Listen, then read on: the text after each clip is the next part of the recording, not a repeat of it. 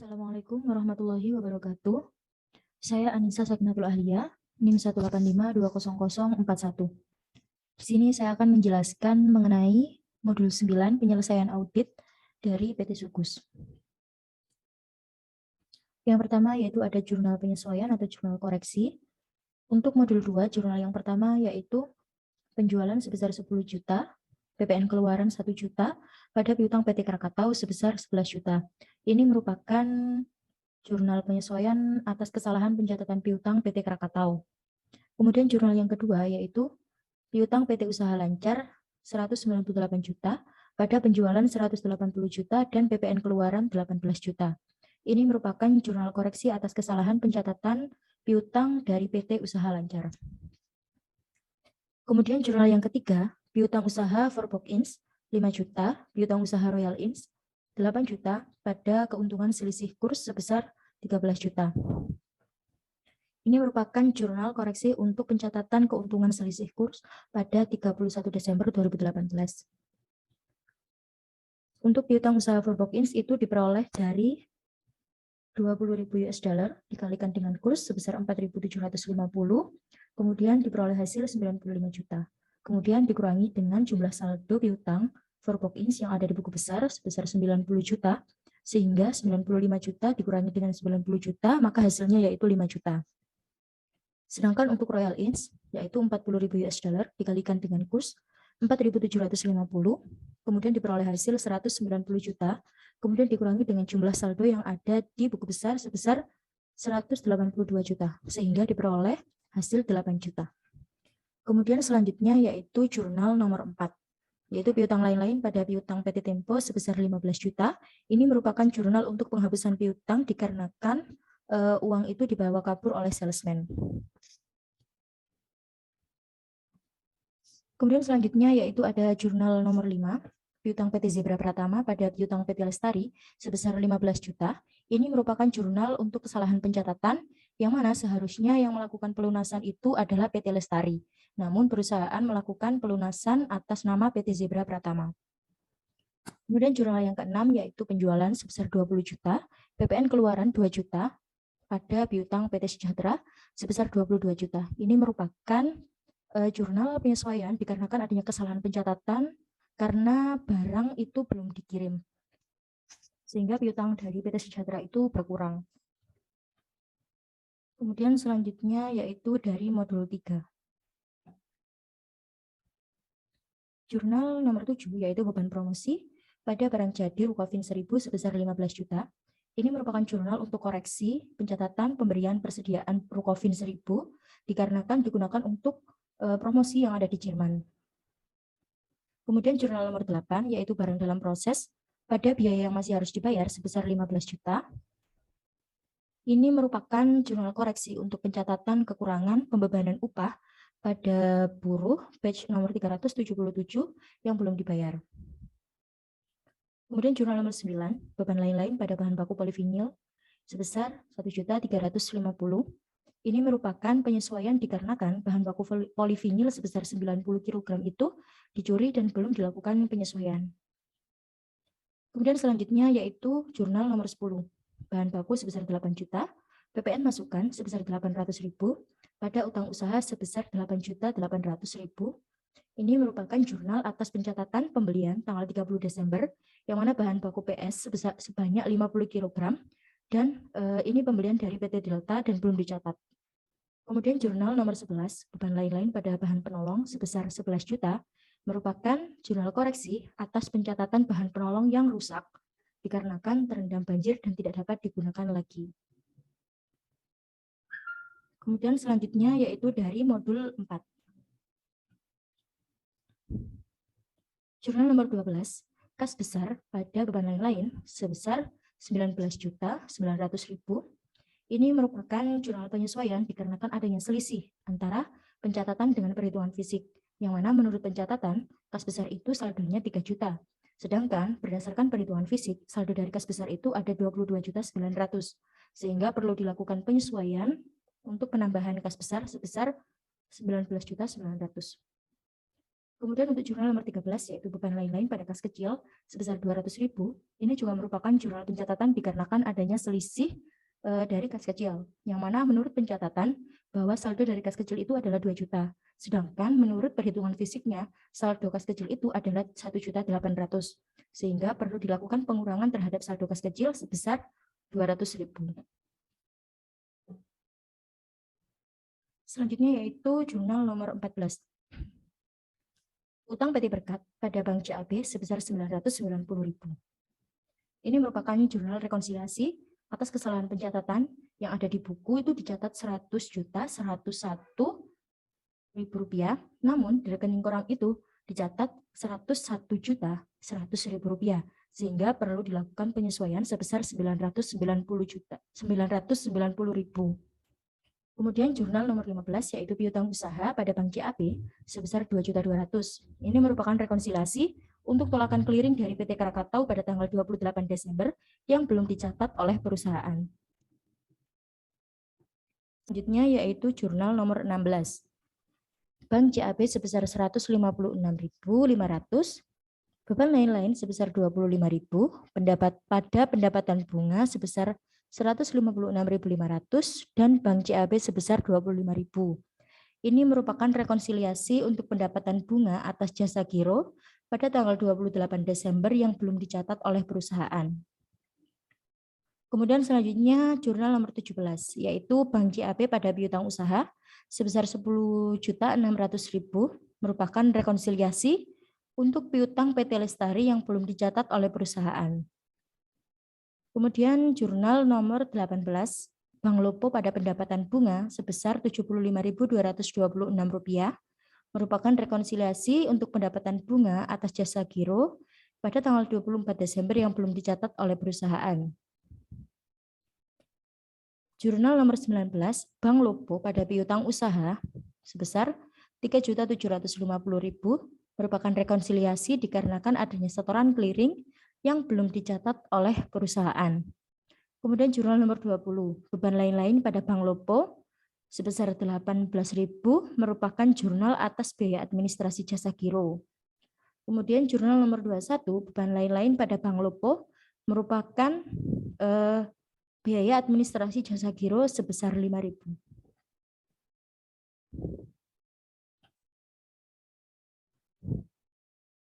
Selanjutnya yaitu nomor 22. Piutang usaha pada Bank Lopo sebesar 3.350.000 merupakan rekonsiliasi dikarenakan adanya cek kosong atau cek tersebut ditolak. Sehingga pihak perusahaan tidak dapat mencairkan dan piutang usahanya kembali bertambah. Kemudian jurnal nomor 23, deposito berjangka pada laba valuta asing sebesar 15 juta merupakan jurnal untuk pencatatan laba valuta asing. Kemudian jurnal nomor 24, kas sebesar 105 juta, pada investasi pada saham 102 juta dan pendapatan lain-lain sebesar 3 juta.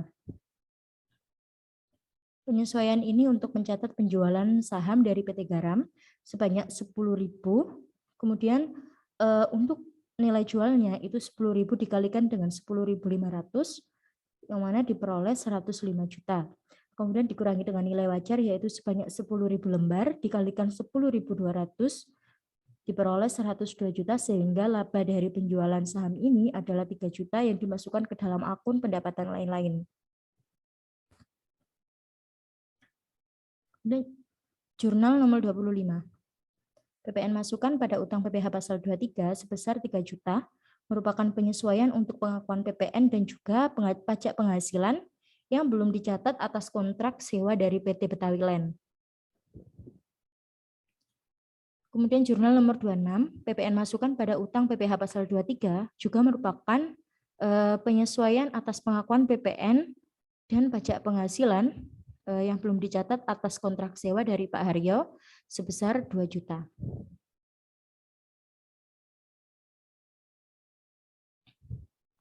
Selanjutnya nomor 27 yaitu merupakan dari modul 5, yang mana jurnal nomor 25 dan 26 juga merupakan dari modul 5.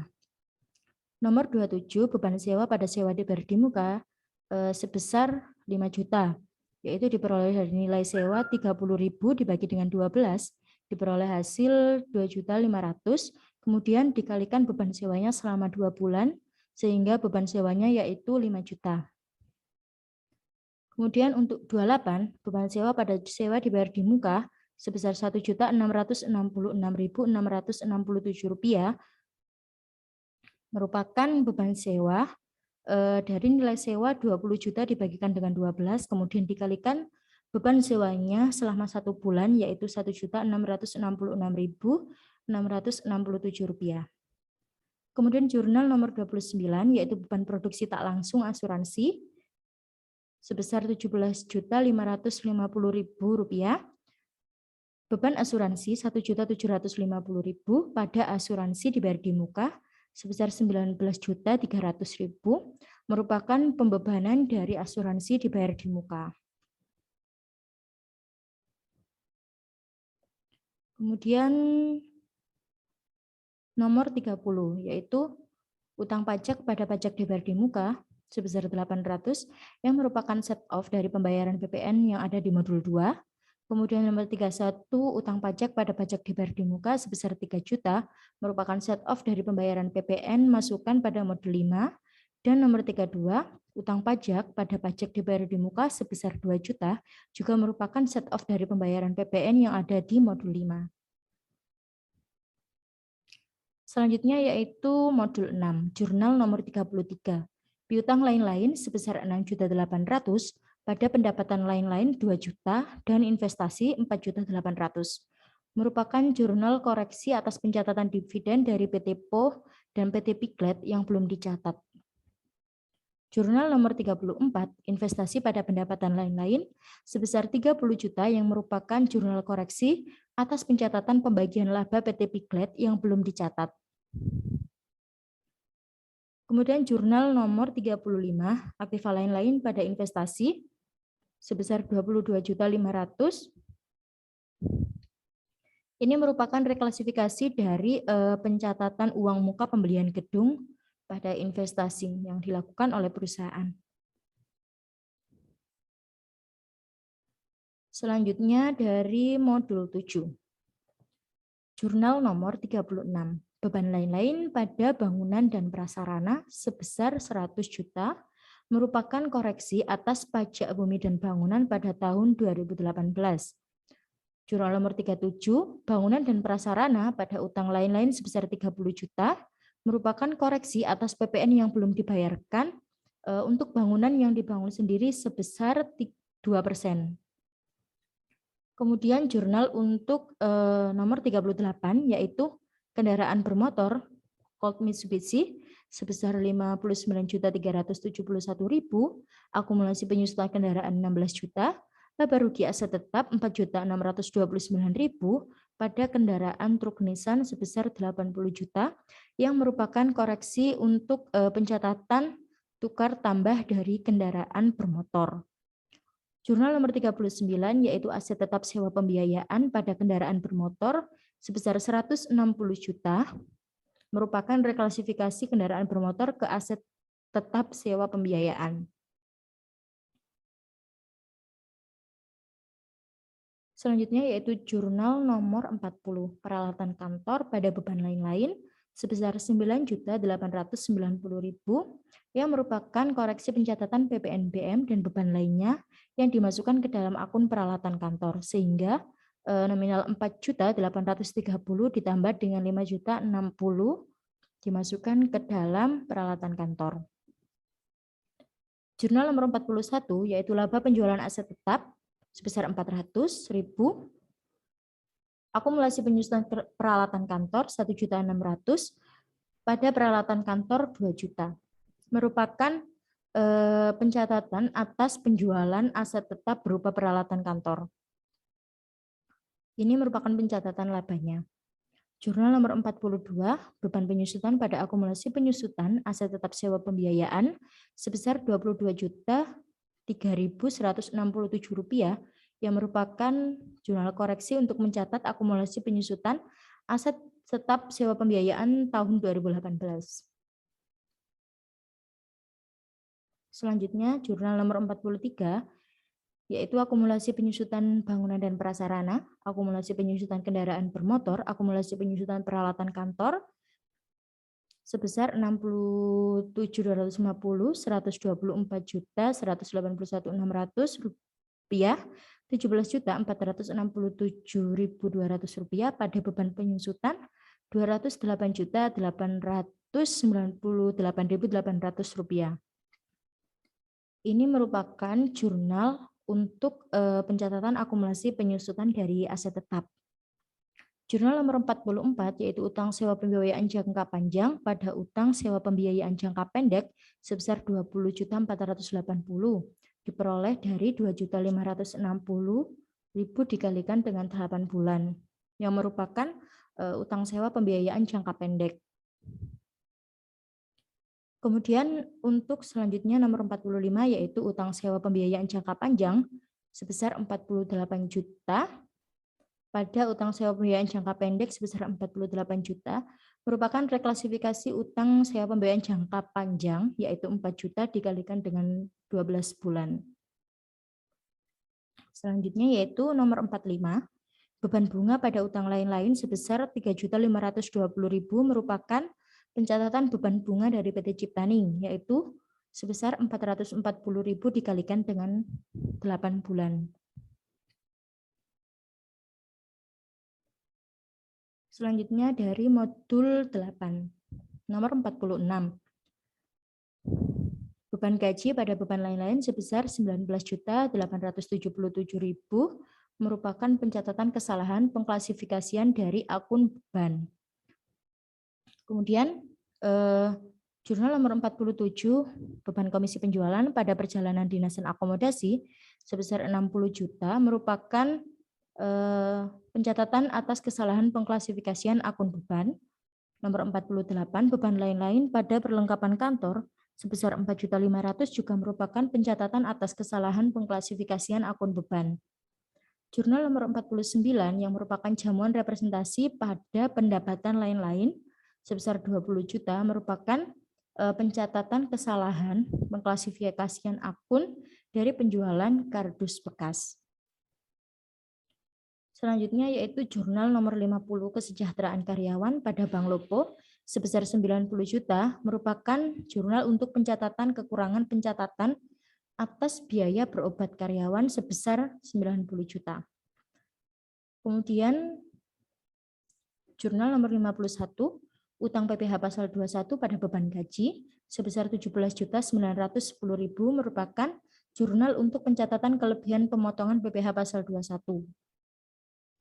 Jurnal nomor 52 utang PPh pasal 21 pada kas sebesar 19.877.000 merupakan pencatatan penyesuaian utang PPh pasal 21 yang sudah dibayar. Kemudian nomor 53 beban gaji pada utang PPh pasal 21 sebesar 1.350.000 merupakan pencatatan penyesuaian kelebihan pembayaran PPh pasal 21 Diestri. Untuk 54 beban gaji pada utang PPh pasal 21 sebesar 7.920.000 merupakan pencatatan penyesuaian kelebihan pembayaran PPh pasal 21 atas nama Yadi. Dan jurnal yang terakhir yaitu nomor 55 jasa profesional terhadap utang PPh pasal 23 sebesar 400.000 merupakan pencatatan PPh pasal 23 atas jasa profesional akuntan sebesar 20 juta dikalikan dengan 2%, sehingga hasilnya yaitu 400.000. Selanjutnya yaitu indeks ARP untuk mengetahui berapa kenaikan serta penurunan dari akun-akun yang ada di laporan keuangan. Yang pertama yaitu dari laporan laba rugi. Diketahui bahwa penjualan mengalami kenaikan sebesar 38,18% dengan nominal 11.689.983.150 rupiah. Untuk beban pokok penjualannya yaitu mengalami kenaikan sebesar 34,23% dengan nilai nominal 8.517.153.258 rupiah. Sehingga diperoleh laba bruto dengan kenaikan 55,29% dengan nominal Rp3.179.829.892. Untuk beban usaha, yaitu diketahui bahwa ada kenaikan sebesar 40,80% dengan nominal Rp758.478.082, sehingga diperoleh laba usaha Rp2.414.351.810 dengan total persentasenya yaitu 62,24%. Untuk beban lain-lain itu dan juga pendapatan lain-lain, diketahui bahwa ada penurunan sebesar 98,54% dengan nominal Rp1.054.019.539. Kemudian diketahui bahwa laba sebelum beban pajak penghasilannya itu mengalami kenaikan sebesar 230,39% dengan nominal Rp4.368.371.349, sehingga diketahui juga bahwa beban pajak penghasilannya yaitu mengalami kenaikan sebesar 150,34% dengan nominal kenaikannya Rp650.481.370 dan sehingga diketahui bahwa laba netonya yaitu sebesar total kenaikan dari laba netonya yaitu sebesar Rp3.719.979. Kemudian selanjutnya yaitu untuk neraca. Untuk akun aset lancar kas setara kas diketahui terdapat kenaikan sebesar 3,86% dengan total kenaikan yaitu Rp2.611.700. Surat berharga mengalami kenaikan 62,80% dengan nominal Rp628 juta. Investasi jangka pendek kenaikannya 112,60% dengan nilai nominalnya kenaikan Rp225.200.000. Untuk piutang usaha mengalami kenaikan sebesar 42,89% dengan nilai nominal Rp3.645.050.942. Sedangkan untuk piutang lain-lain yaitu mengalami kenaikan 64,31% dengan total kenaikannya itu Rp41.800.000. Persediaan mengalami kenaikan sebesar 50,50% dengan total kenaikannya Rp913.111.670. Untuk biaya dibayar di muka yaitu mengalami kenaikan 35,8% dengan total kenaikannya Rp14.033.333, sehingga diperoleh total aset lancarnya yaitu mengalami kenaikan 46,84% dengan total kenaikan yaitu Rp5.469.807.645. Untuk aset tetap diketahui bahwa nilai bukunya itu mengalami kenaikan sebesar 52,49% dengan total kenaikan dari nilai buku yaitu Rp2.063.683.833. Untuk aset lainnya juga mengalami kenaikan sebesar 5,82% dengan nilai nominal Rp22.500.000 dan juga ada uang jaminan mengalami kenaikan sebesar 75,62% dengan nominal Rp2.910.500, sehingga diketahui bahwa di akun Aktiva ini mengalami kenaikan sebesar 49% dengan total kenaikan Rp15.811.785.790. Selanjutnya yaitu untuk akun Pasiva. Diketahui bahwa pinjaman dan cerukan ini tidak mengalami kenaikan atau penurunan. Untuk utang usaha mengalami kenaikan sebesar 19,54%, nominal Rp208.722.600. Kemudian untuk utang lain-lain juga mengalami kenaikan sebesar 669,94% dengan total kenaikannya Rp195.527.258. Utang pajak juga mengalami kenaikan sebesar 392,2% dengan nilai nominal kenaikannya Rp524.343.898 sehingga diketahui juga biaya yang masih harus dibayar juga mengalami kenaikan sebesar 2.959,86% dengan total kenaikannya itu Rp171.301.490. Utang bank juga diketahui mengalami kenaikan sebesar 55,94% dengan nominal Rp466.134.596. Utang sewa pembiayaan mengalami kenaikan 122,92% dengan nominal Rp37.760.000 sehingga total kewajiban jangka pendeknya yaitu mengalami kenaikan sebesar Rp1.603.789.842 dengan persentase 69,70%. Untuk kewajiban jangka panjang yaitu utang bank mengalami kenaikan sebesar 23,56% dengan nominal kenaikannya Rp1.940.004.800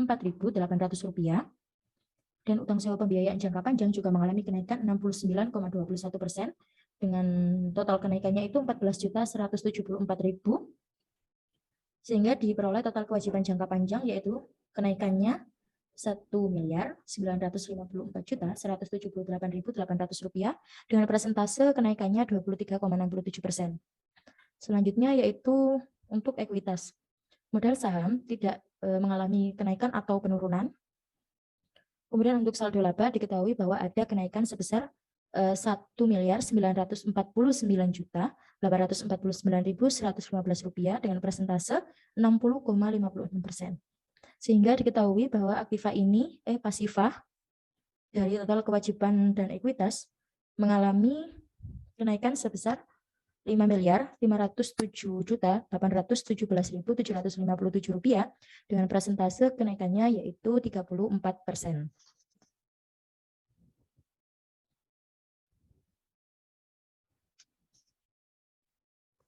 Selanjutnya yaitu menuju ke laporan keuangan. Yang pertama ada laporan laba rugi. Laporan laba rugi yaitu pendapatan sebesar pada tahun 2018 pendapatan sebesar Rp42.311.581.000. Kemudian beban pokok penjualan Rp33.400.684.726 sehingga diperoleh laba bruto yaitu Rp8.910.896.274. Kemudian dikurangi dengan beban usaha sebesar Rp2.617.430. Dikurangi dengan beban usaha sebesar Rp2.617.430.122 sehingga diperoleh laba usaha Rp6.293.466.152. Kemudian dikurangi dengan total dari beban lain-lain neto yang termasuk juga pendapatan lain-lain sebesar Rp29.026.561 sehingga diperoleh laba sebelum pajaknya itu Rp6.264.439.591.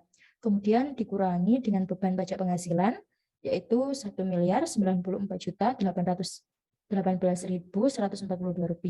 dan diperoleh laba neto yaitu sebesar Rp5.169.621.449. Selanjutnya yaitu laporan perubahan ekuitas.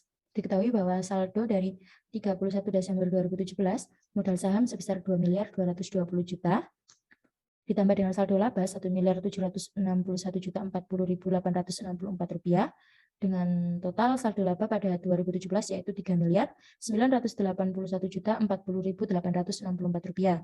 Kemudian pada 31 Desember 2018 diketahui bahwa ada kenaikan dan diketahui bahwa saldo labanya itu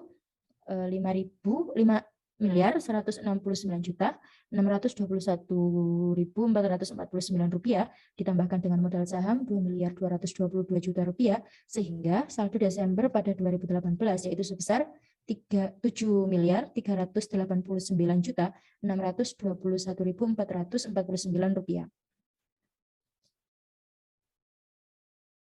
Selanjutnya yaitu ada neraca atau laporan posisi keuangan.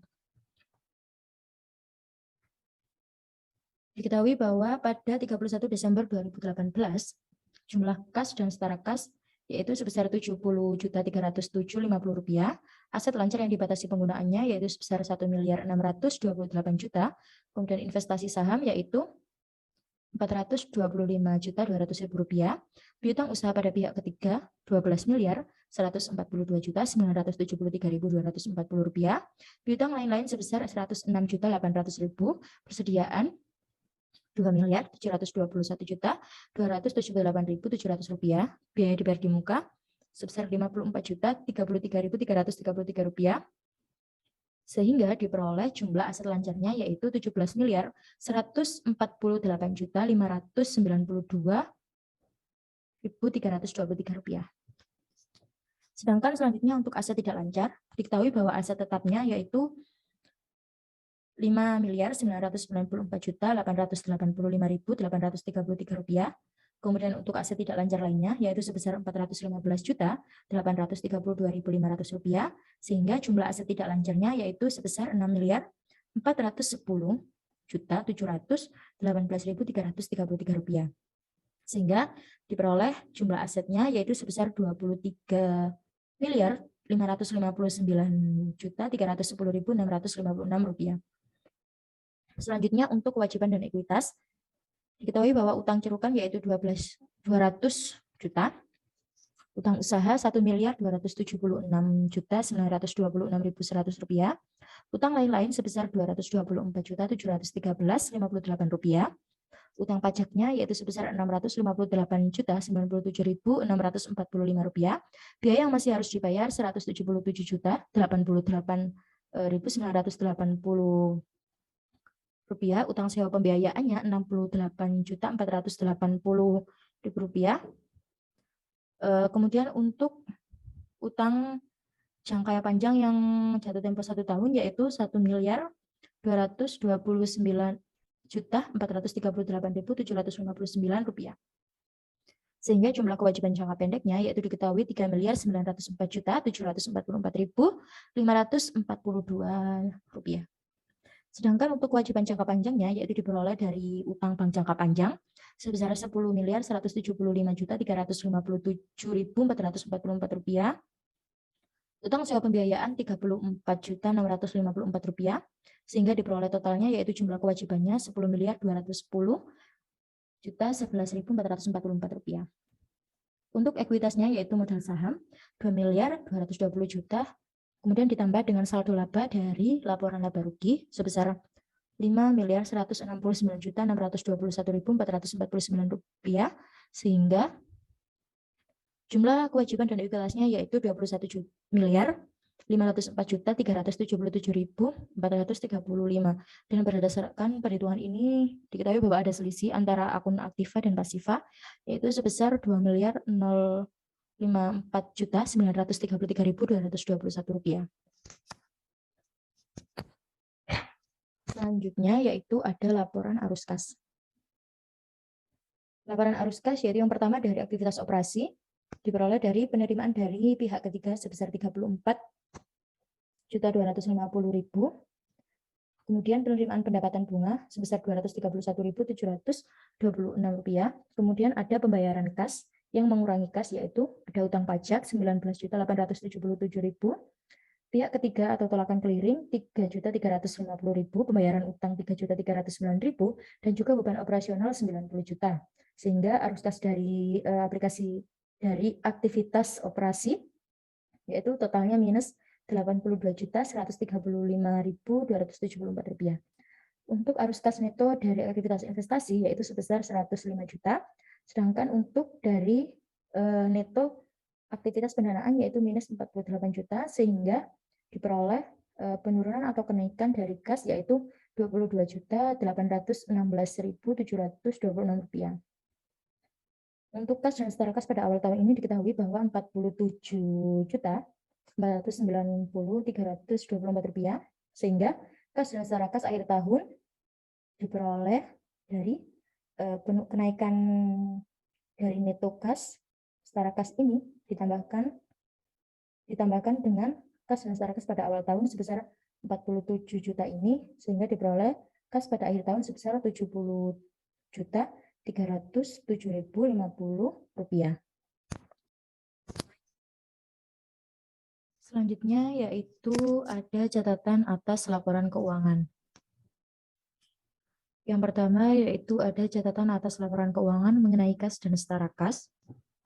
Diketahui bahwa saldo dari kas besar yaitu sebesar 108.023.000, kemudian untuk kas kecil yaitu 1.800.000, Bank CAB Rp13.391.410, dan Bank Lupo minus Rp52.907.360, sehingga total dari kas dan setara kas pada tahun 2018 yaitu sebesar Rp70.307.050.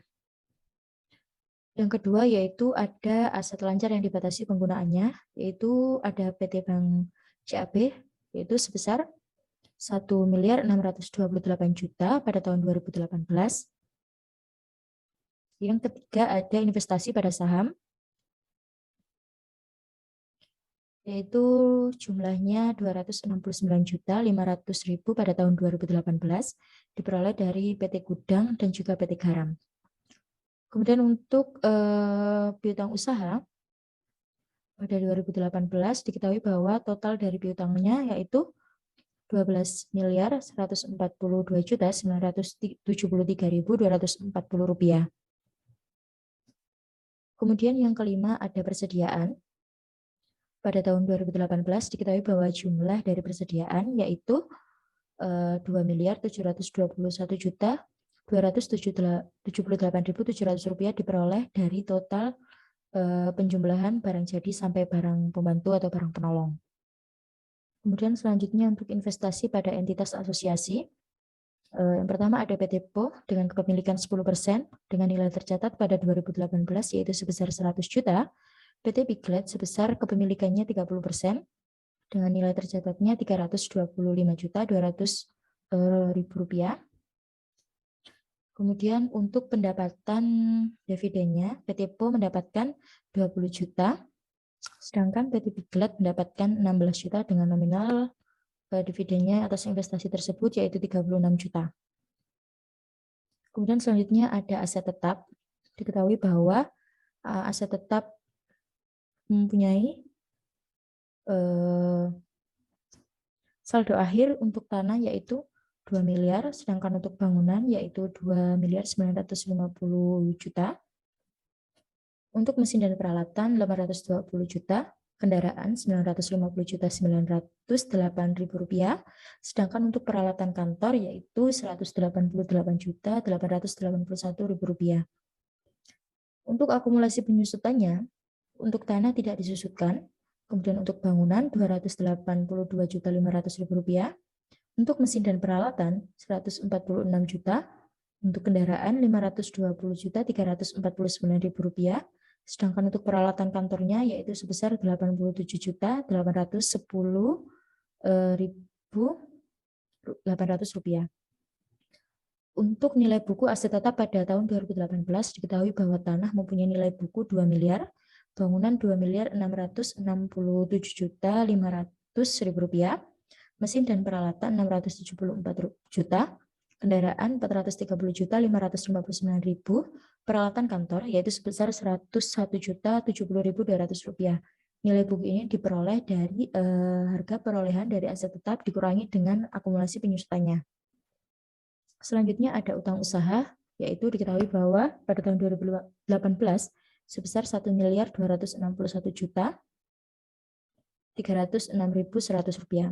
Untuk utang pajak, PPh pasal 21 pada tahun 2018 yaitu sebesar Rp63.250. Untuk pasal PPh pasal 22 yaitu sebesar 400.000, PPh pasal 25, 625.627.892 rupiah. Sedangkan untuk PPh pasal 29 tidak ada. Untuk pajak pertambahan nilainya sebesar 32.006.503 rupiah. Selanjutnya untuk utang bank, yaitu pertama utang bank jangka pendek pada tahun 2018 sebesar 1.499.438.759 rupiah. Sedangkan untuk jangka panjangnya yaitu sebesar 10.175.357.444 rupiah, sehingga diperoleh utang banknya totalnya 11.474.796.203 rupiah. Selanjutnya yaitu modal saham.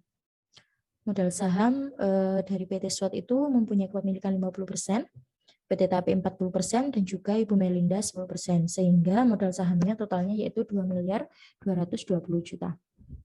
Kemudian untuk beban pokok penjualannya pada tahun 2018 yaitu sebesar 30.775.483.534 rupiah. Sedangkan untuk beban usahanya pada tahun 2018 yaitu sebesar 2.617.160.122 rupiah. Demikian penyelesaian audit dari modul 9. Mohon maaf apabila ada kesalahan dan kekurangan dalam penyampaian. Saya mohon maaf yang sebesar-besarnya. Wassalamualaikum warahmatullahi wabarakatuh.